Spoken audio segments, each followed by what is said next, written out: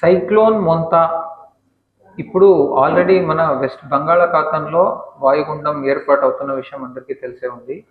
ప్రస్తుతం ఉన్న సమాచారం ప్రకారంగా మనకు 28వ తేదీ ఇది తీరం దాటనుంది. దానివల్ల మనకు 27, 28, 29 3 రోజులు కూడా కృష్ణా జిల్లాలో ఎక్స్ట్రీమ్లీ హెవీ రెయిన్ఫాల్ ఉండబోతుంది. ఇది సైక్లోన్ కనుక రెయిన్ఫాల్తో పాటు మనకు దాదాపు 90 to 110 km/hలో గాలులు కూడా ఉంటాయి.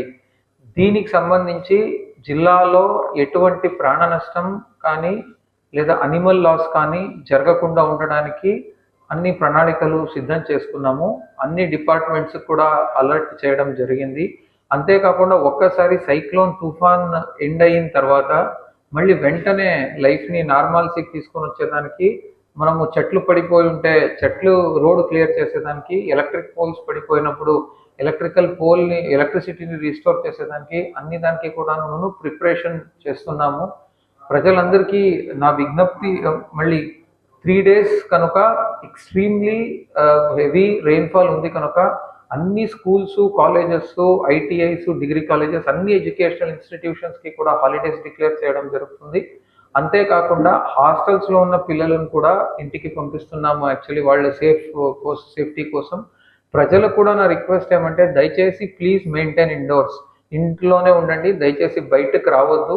మళ్ళీ కొంతవరకు మాకు గాలులు ఎక్కువైతే పవర్ అవుటేజ్ పవర్ ఫెయిల్యూర్ వచ్చే ఛాన్సెస్ ఉంది కనుక మీ ఇంట్లో పవర్ బ్యాకప్స్ ఉంటే దాన్ని అంతా ఛార్జ్ చేసి పెట్టుకోండి.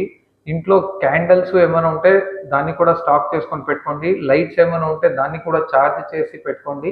కొంతవరకు సరిపడినంత అవసరం ఉన్న ఫుడ్, ఫ్రూట్స్, వెజిటేబుల్స్, మిల్క్ ఇలాంటిది ఏమైనా అవసరం ఉన్నది సో స్టాక్ చేసి పెట్టుకోండి. అంటే ప్యానిక్ అయ్యే అవసరం లేదు, ఎవరు గాబరా పడే అవసరం లేదు. కానీ కొంచెం మనము స్టెప్స్ తీసుకుంటే మనము ఇంకా బాగా మేనేజ్ చేయొచ్చు. అంతేకాకుండా క్యాటల్ ఉంటుంది, పశువులన్నీ కూడా దయచేసి ఇంటి దగ్గరే పెట్టుకోండి. మనం ఎక్కడో వేరే చోట వదిలితే గాలివానంలో పశువులు ఇరుక్కొని ఇబ్బంది పడతాయి. సో దయచేసి ప్రజలందరూ సహకరించాలి. మనం కూడా జిల్లాలో లోతట్టు ప్రాంతాలు, మళ్ళీ డైలాపిడేటెడ్ హౌసెస్, కచ్చా హౌసెస్ ఇలా ఉన్న వాళ్ళందరినీ కూడా రిలీఫ్ క్యాంప్కి తరలించడానికి కూడా ప్రణాళిక సిద్ధం చేసుకున్నాము యాక్చువల్లీ.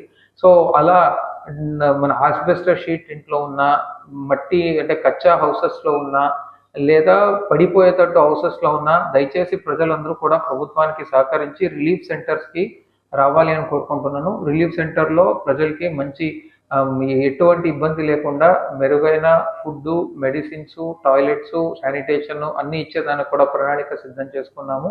సో ఇది సైక్లోన్ కనుక ప్రజలు కూడా కోఆపరేట్ చేస్తే ఖచ్చితంగా జిల్లాలో ఎటువంటి ప్రాణ నష్టం లేకుండా మేనేజ్ చేస్తాము. అంతేకాకుండా ఒక్కసారి సైక్లోన్ ఎండ్ అయిన తర్వాత వెంటనే ఎక్కడ కూడా లైఫ్ నార్మల్గా అయ్యేటట్టు కూడాను చర్యలు తీసుకుంటాము. Thank you. రిలీఫ్ క్యాంపు ఇప్పుడు ఐడెంటిఫై చేస్తున్నాము ఎగ్జాక్ట్లీ ఎన్ని హౌసెస్ ఉంది ఏంటి అని. యాక్చువల్లీ రేపు మధ్యాహ్నంలోపు అన్ని ఆపరేషనలైజ్ అవుతాయి. అది అయిన తర్వాత నేను కరెక్ట్గా డేటా ఇస్తాను. అంటే ప్రస్తుతము ఇండియన్ మీటరాలజికల్ డిపార్ట్మెంట్ వాళ్ళు ఇచ్చిన అడ్వైజరీ ప్రకారంగా అయితే కాకినాడ దగ్గర తీరం దాటుతుంది.